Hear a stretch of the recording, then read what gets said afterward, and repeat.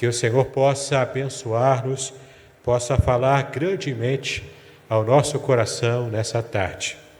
Para isso eu convido aos queridos que estejam abrindo a palavra de Deus no Evangelho de João, capítulo 7, do versículo 37 ao versículo 39.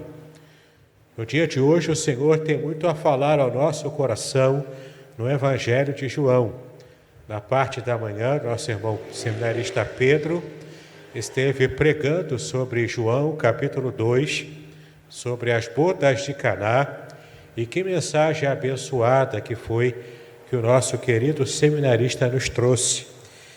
E ao longo da semana, meditando na mensagem que eu traria para os queridos, o Senhor também falou ao meu coração para que eu estivesse trazendo a mensagem no Evangelho de João.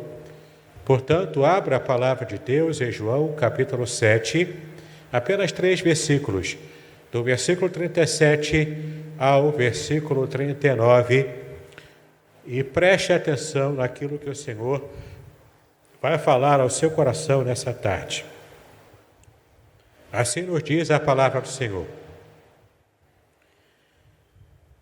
E no último dia, o grande dia da festa, Jesus pôs-se em pé e clamou, dizendo: Se alguém tem sede, venha a mim e beba. Quem crê em mim, como diz a Escritura, rios de água viva correrão do seu ventre. E isto disse ele do Espírito que haviam de receber os que nele crescem, porque o Espírito Santo ainda não fora dado, por ainda Jesus não ter sido glorificado. No versículo 37 ainda, e no último dia, o grande dia da festa, Jesus pôs-se em pé e clamou, dizendo: Se alguém tem sede, venha a mim e beba. Quem crê em mim, como diz a Escritura, rios de água viva correrão do seu ventre. E isto disse ele do Espírito que haviam de receber os que nele crescem, porque o Espírito Santo ainda não fora dado, por ainda Jesus não ter sido glorificado. O Senhor nos abençoe, queridos.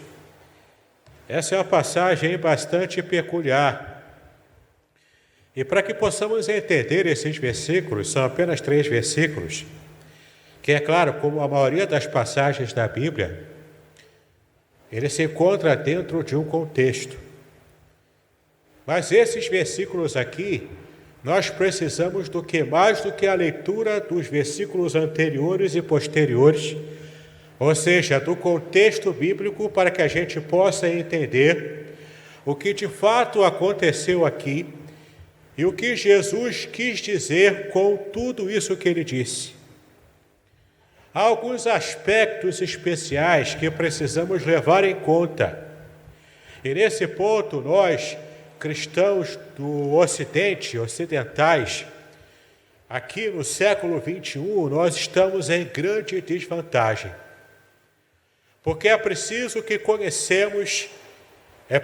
estejamos conhecendo fatores culturais e históricos do Oriente Médio, para que a gente possa realmente compreender toda a dimensão disso que o Senhor havia dito, e em todo esse contexto cultural dessa festa que ele estava participando, do porquê que ele disse isso naquele momento exato da festa, porque João faz questão de chamar a nossa atenção de que havia um momento especial, um dia especial dessa festa, e essa era uma ocasião que motivou Jesus a se levantar e a falar isso.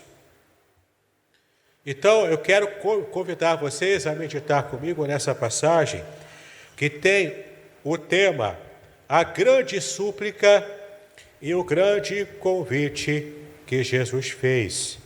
a grande súplica e o grande convite. Quando entendemos um pouco mais sobre o contexto histórico-cultural, a gente vai compreender qual era a mensagem que Cristo quis passar quando ele se levanta e fala essas palavras, como lemos aqui no Evangelho de João. É muito interessante percebermos que na cultura judaica, ainda hoje é assim, mas especialmente na cultura judaica antiga, o calendário judaico ele é todo preparado com base nas fases da lua. O calendário judaico é um calendário lunar. Por isso, o tempo contado pelos judeus é diferente do tempo que nós contamos na tradição ocidental. Nós contamos o tempo de meia-noite de um dia até meia-noite de outro. Mas o judeu, desde a antiguidade, conta os seus dias por ser um calendário baseado na lua. Ele conta os seus dias das 18 horas de um dia até as 18 horas do outro dia. Do raiar do sol de um dia até o raiar do sol do outro. Então nós percebemos aqui que o calendário judaico, além de ser produzido e projetado dessa maneira, Deus também na Bíblia havia dado aos judeus uma grande quantidade de festas religiosas. Festas que foram produzidas por Deus, que foram ordenadas por Deus para Israel, para que Israel estivesse rememorando os feitos de Deus no passado. Ao todo, foram 7 festas que Deus havia dado para Israel. E em cada uma dessas 7 festas ao longo do ano judaico, em cada uma delas as festas tinham um propósito especial. Não era apenas um feriado para descansar, não é apenas um feriado para curtir uma praia num dia ensolarado. Não é apenas um feriado, um dia especial para lazer, para ficar em casa sem fazer nada, vendo televisão, assistindo Netflix. É muito mais do que isso. Na cultura judaica antiga, e ainda hoje é assim, as festas judaicas eram feitas e são feitas ainda hoje com o objetivo máximo de relembrar aos judeus daquilo que Deus havia feito no passado e, de alguma forma, fazer com que os judeus hoje, ao estarem relembrando e praticando todos os rituais das festas, estivessem, de alguma forma, participando ativamente de uma experiência próxima daquela que os seus ancestrais passaram, por exemplo, quando Deus abriu o Mar Vermelho, livrando o povo do Egito, como é a festa da Páscoa, que em hebraico chama-se Pessah. Mas estamos aqui diante de uma festa quando Jesus estava no principal dia dessa festa. E que festa era essa? Era a mesma festa que os judeus do mundo inteiro comemoraram até essa semana. Até essa semana que passou, até o dia de ontem, os judeus estavam comemorando a festa de Sukkot. A festa de Sukkot, que em hebraico significa a festa das cabanas, ou a festa dos tabernáculos. Até ontem, os judeus estavam comemorando essa festa. E hoje eles comemoram uma festa diferente, que é na sequência da festa das cabanas. Hoje, exatamente, nós comemoramos, os judeus, aliás, comemoram uma festa chamada Simchat Torá, que coincide, e essa festa da Simchat Torá significa a alegria da lei, a alegria em que os judeus receberam a lei de Deus lá do Sinai. E essa festa coincide com o 8º dia da festa de Sukkot. A festa dos tabernáculos, que acontece em 7 dias, tem o 8º dia que coincide com a festa da alegria da Torá. E hoje, especialmente, os judeus estão comemorando esse dia especial em que eles estão, primeiro, celebrando a Deus por terem recebido a lei. E, em segundo lugar, esse 8º dia especial, logo após os 7 dias da festa dos tabernáculos. E foi exatamente num dia como esse, no 8º dia, que Jesus estava lá, em Jerusalém. E é interessante que o doutor Luiz Saião, especialista em hebraico aqui do Brasil, comentando sobre essa passagem, ele diz o seguinte, que essa era uma festa de vida e de morte. De vida porque Jesus se revela aqui como a vida, como a água da vida.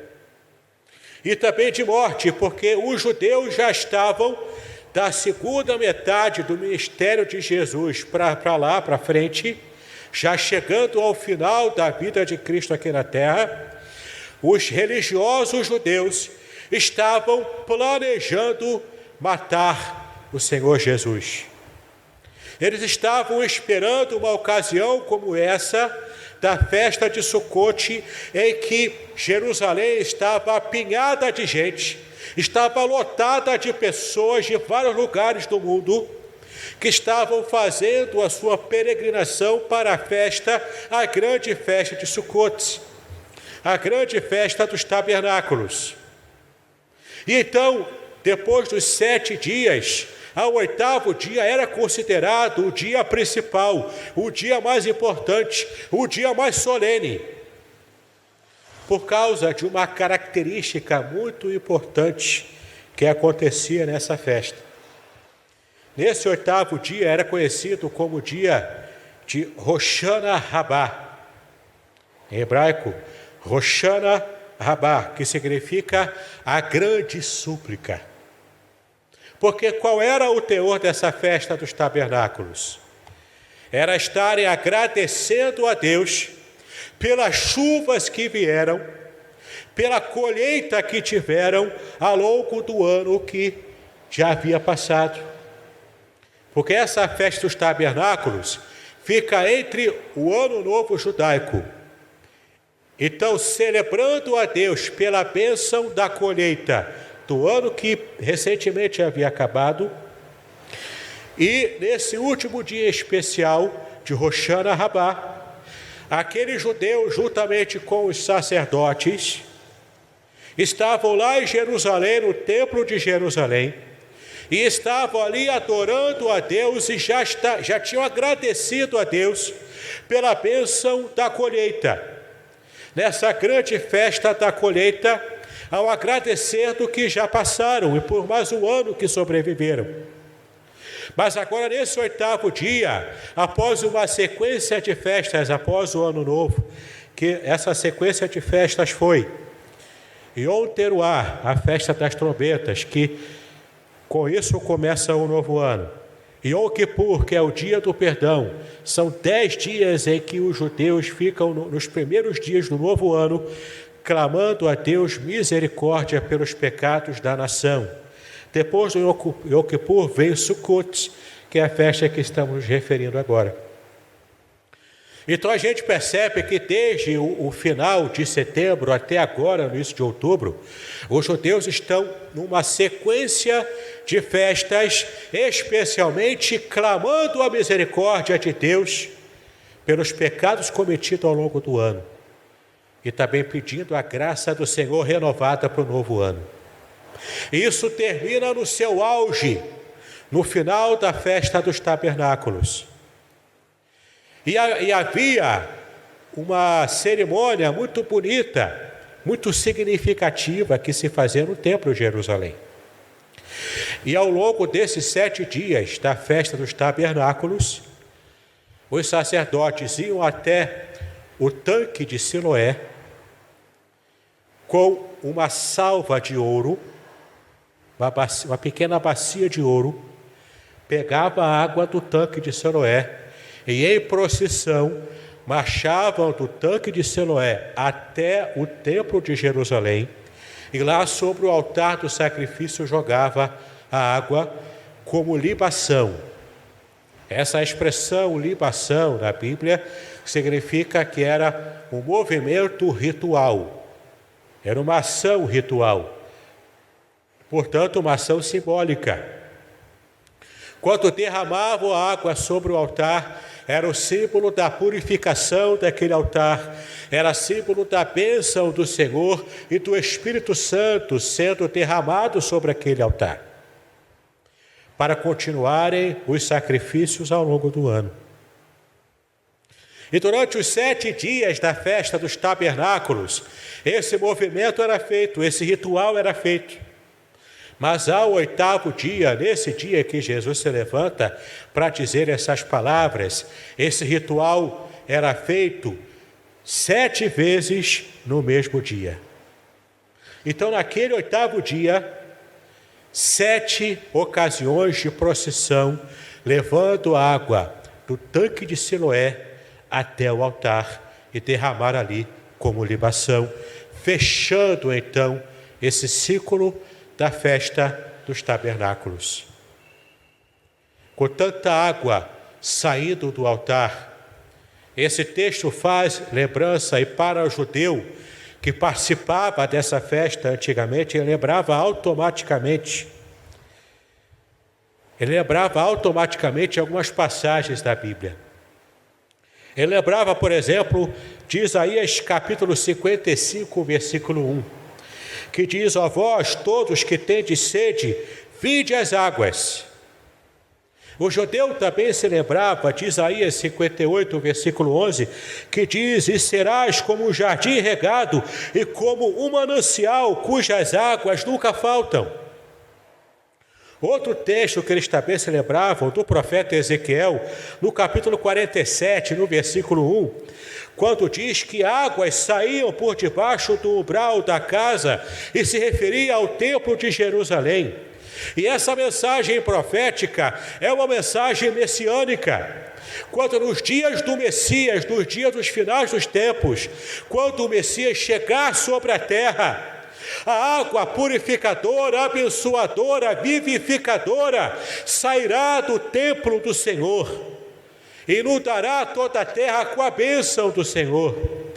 Isso estava pulsando no coração do judeu que estava participando da festa dos tabernáculos. Outra passagem que também lembravam é Zacarias 14, no versículo 8, que diz: naquele dia também acontecerá que sairão de Jerusalém águas vivas. Tudo isso estava no coração e na mente daquelas pessoas que participavam daquela festa. E nesse 8º dia, além de fazer a procissão durante 7 vezes naquele único dia, enquanto participavam do cortejo, daquele cortejo ritual, daquela procissão religiosa, os judeus clamavam em alto e bom som, clamavam a Deus. Esse era o grande clamor. Eles falavam em alto e bom som no meio da rua: Hoshana Ana Adonai, Hoshana Ana Adonai. E essa expressão hebraica significa: salva-nos, por favor, Senhor, salva-nos para o próximo ano, salva-nos abençoando-nos com mais chuva, para mais uma colheita abençoada, como a que tivemos no ano passado. Então, em toda a festa dos tabernáculos, agradeciam a Deus pela bênção. Nesse último dia, clamavam com fé, no meio da rua, nessa procissão, clamavam pedindo a Deus a bênção renovada para o próximo ano. Eles pediam as águas, porque para a cultura judaica antiga, especialmente para esse povo que morava no deserto, água é vida. Sem água não há vida. Ainda hoje enfrentamos transtornos quando falta água. Quando o calor é intenso, então, a gente fica todo suado, não podendo tomar muitos banhos. Agora, principalmente, com esse problema do Covid, que precisamos de água para lavar a mão com o sabão toda hora.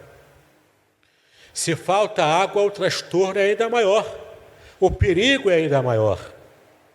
Para as pessoas que viviam no deserto, como é o lugar lá em Jerusalém, para as pessoas que viviam no deserto, água era imprescindível. Se não houvessem chuvas, morreriam de sede e morreriam de fome, porque não haveria colheita. Então eles clamavam: Hoshana Ana Adonai. Salva-nos, Senhor, por esse ano. Manda chuva, manda bênção. Manda chuva, manda a tua graça renovada sobre a nossa vida. E é justamente nesse momento, nesse dia, quem sabe na 7ª procissão, caminhando para o templo e o povo clamando Hoshana Ana Adonai, Cristo se levanta. E isso é algo significativo na cultura judaica antiga, porque o mestre de Israel, quando queria falar alguma coisa, quando queria ensinar alguma coisa, ele se assentava. Quando o mestre se assentava, as pessoas sabiam: vamos fazer silêncio, porque agora ele vai ensinar algo importante para nós. Mas então Jesus se levanta. Ele se levanta por quê? Porque não estava falando num ambiente calmo com os poucos discípulos, ou mesmo com a multidão com a qual ele costumava falar. Mas ele se levanta porque ele sabia que havia muito burburinho ao seu redor, muita gente andando naquela procissão e clamando no meio da rua para que o Senhor salvasse o povo de Israel. E então Jesus levanta a sua voz. O texto bíblico em grego diz que ele está clamando em alto e bom som, para que as pessoas que passassem na rua pudessem ouvi-lo falar. E o que foi que ele disse no versículo 37? Ele disse: se alguém tem sede, venha a mim e beba. Se alguém aqui tem sede, se algum de vocês que está aqui nessa procissão carregando água para derramar lá no altar do templo, se você tem verdadeira sede de Deus, e não apenas porque está participando de uma festa ritual, mas se você tem plena sede de Deus na sua vida, você pode vir a mim, porque eu sou a água da vida e eu posso saciar a sua sede. É interessante essa palavra sede que ele usa, porque a sede, ela demonstra aquilo que é o anseio do ser humano, tanto a fome quanto a sede. É algo visceral. Quem está morrendo de sede em meio a um deserto, ele não consegue enxergar mais nada à sua frente a não ser um jeito de encontrar água. Nem que seja um oásis que ele ache no meio do caminho. A ponto de, às vezes, ele inclusive achar que está enxergando um oásis. E quando vai chegar perto para tentar saciar a sua sede, é apenas um monte de areia. Era uma miragem. E uma situação como essa era mortal para quem estava no deserto. Quantos perambulavam na época de Jesus, quantos perambulam hoje em nossos dias, no deserto da vida, sem ter água, às vezes carregando uma água para participar de um ritual, um pouco d'água que de fato não vai saciar a sede do coração dessas pessoas, a sede que elas têm de Deus. E naquele ambiente hostil ao próprio Senhor Jesus, porque os religiosos queriam matar o Senhor sequer queria participar daquela festa, ele só foi no último dia. E foi meio que entrando à francesa para que as pessoas não entendessem, não ouvissem. Mas as pessoas o estavam procurando. Quem sabe já tinham até contratado algum sicário para esfaquear Jesus no meio de uma multidão.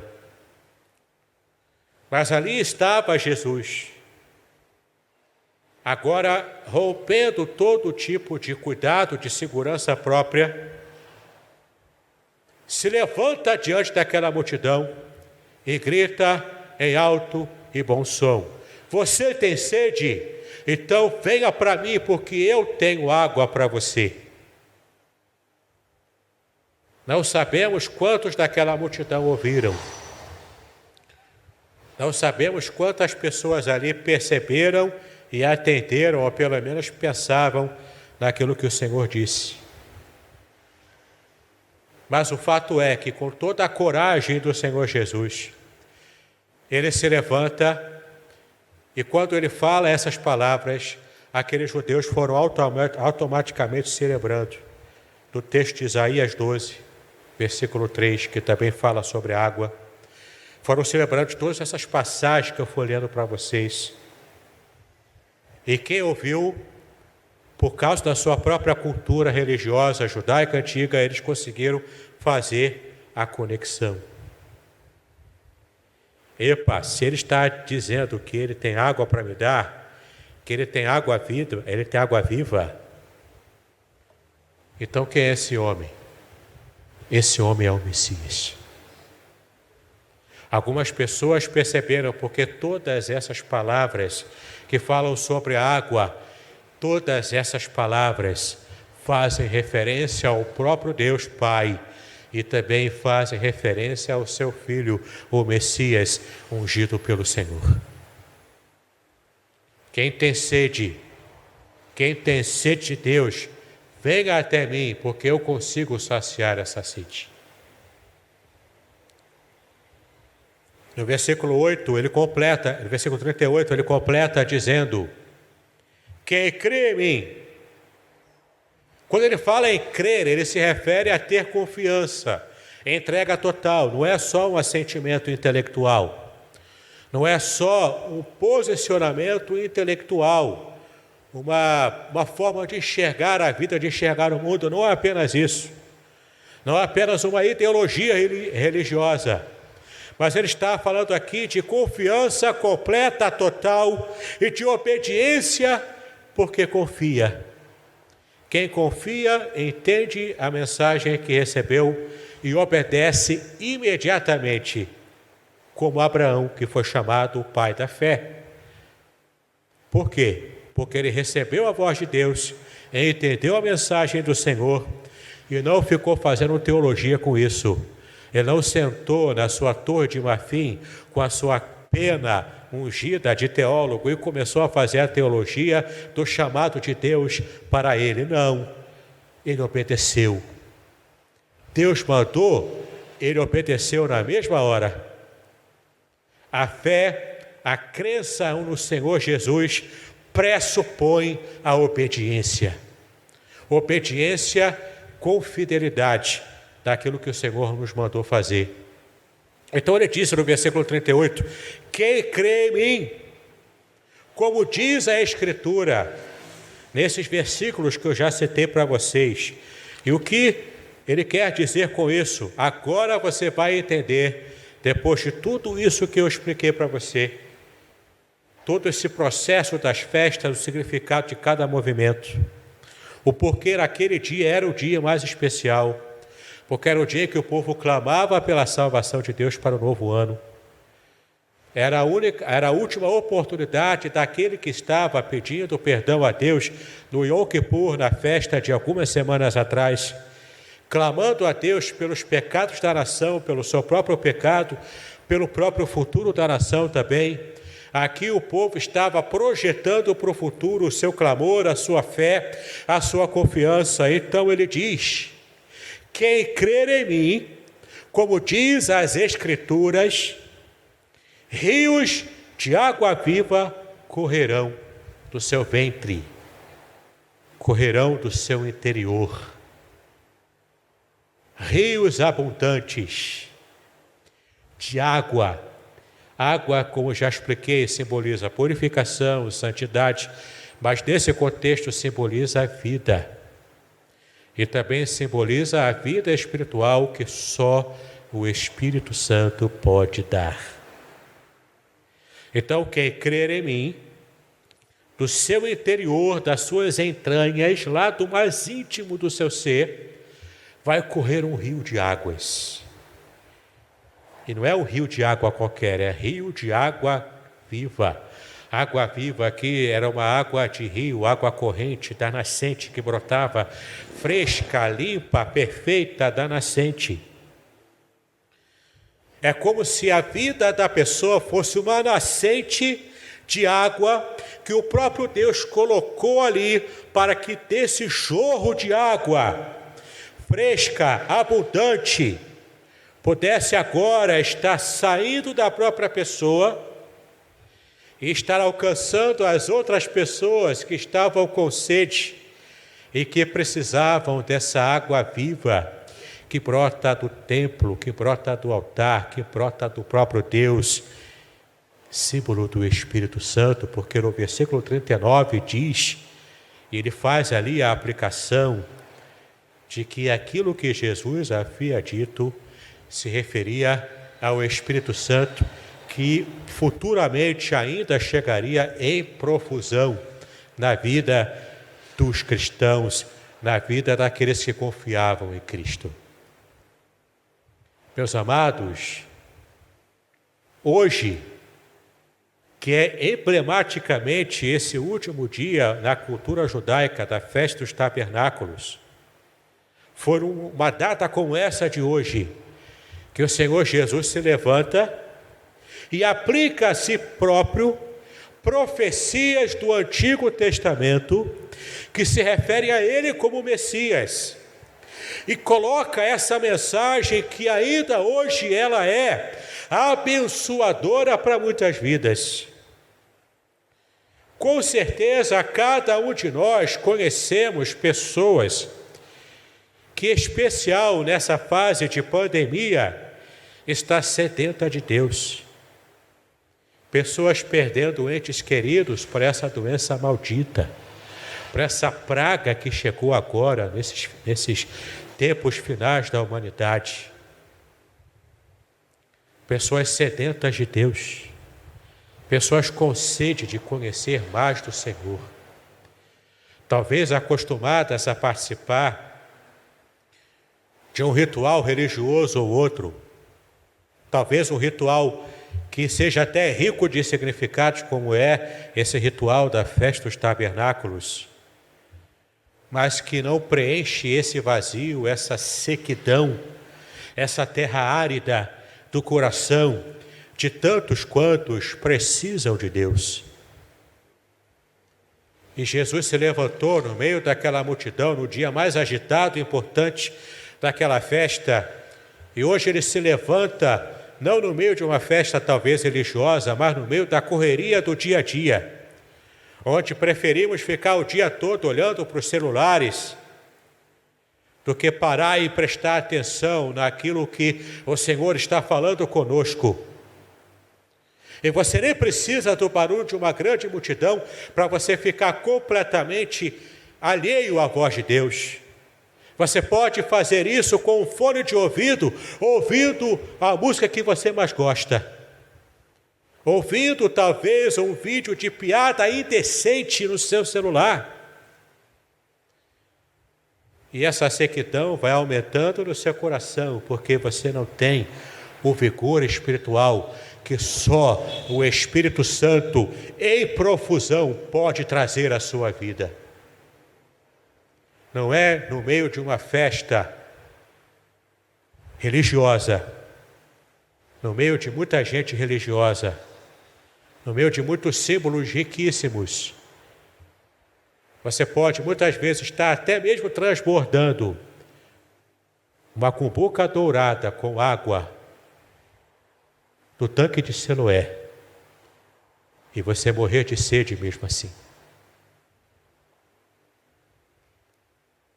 Nessa tarde e noite, o Senhor Jesus ainda está gritando, inclusive ao nosso coração, nós que já pertencemos a Ele. Quem sabe a luta cristã, quem sabe a dificuldade da vida, quem sabe a depressão que tem assolado muita gente em nossa geração, Quem sabe tudo isso, esse vazio de alma, ainda está instalado no seu coração, mesmo você frequentando a igreja, mesmo você conhecendo o Senhor, mesmo você fazendo parte do povo de Deus. Se o teu coração está quebradiço como terra árida, em nome de Jesus, receba nessa tarde e noite a água efusiva do Espírito Santo sobre o teu coração, sobre a tua mente, sobre a tua vida, e se deixa renovar por essas águas purificadoras. Se deixa renovar por essa água fresca, suave, revitalizadora, que vai trazer sobre a tua vida o avivamento que você tanto deseja. O Senhor Jesus está clamando: quem tem sede, venha até mim. Porque crer em mim, do seu interior, do seu âmago, vai jorrar o rio de água viva. O rio do Espírito Santo, que vai abençoar e revitalizar a sua vida espiritual. E não vai só parar em você, vai transbordar, porque você também vai abençoar a outras vidas. Porque você teve a coragem de ir até o Senhor Jesus Cristo. Eu quero convidar você, mesmo na sua casa, que você esteja adorando ao Senhor. Tem uma música, antes do ministério começar a cantar, há uma música na tradição judaica, e eu espero não errar, que era uma música que não sabemos se cantava na época de Jesus, mas era uma música que hoje se canta nesse período de final de Sukkot, final da festa dos tabernáculos. E a música em hebraico é assim: Rodo, rodo. Vou cantar certo, já errei aqui, vamos lá. Rodo ladonai kitov, que leolam rasto. Rodo ladonai kitov, que leolam rasto. Rodo, rodo, rodo, rodo, rodo ladonai kitov. Rodo, rodo, rodo, rodo, rodo ladonai kitov. Essa única frase aqui, a música é um pouquinho maior, mas essa única frase, ela está no Salmo 136, versículo 1, que diz: Louvai ao Senhor, porque Ele é bom, porque a sua benignidade é para sempre. E essa música é até hoje entoada nesse período de Sukkot, de festa dos tabernáculos. E hoje você pode receber esse rio da vida, esse rio caudaloso de águas vivas, transbordante através do seu próprio interior, a ponto de abençoar outras vidas sedentas que cercam você. Que o Senhor nos abençoe, que cada um de nós possamos ter uma experiência abençoadora com o Senhor Jesus, que Ele é a água transbordante de vida, o Messias de Deus, para o coração de cada um de nós.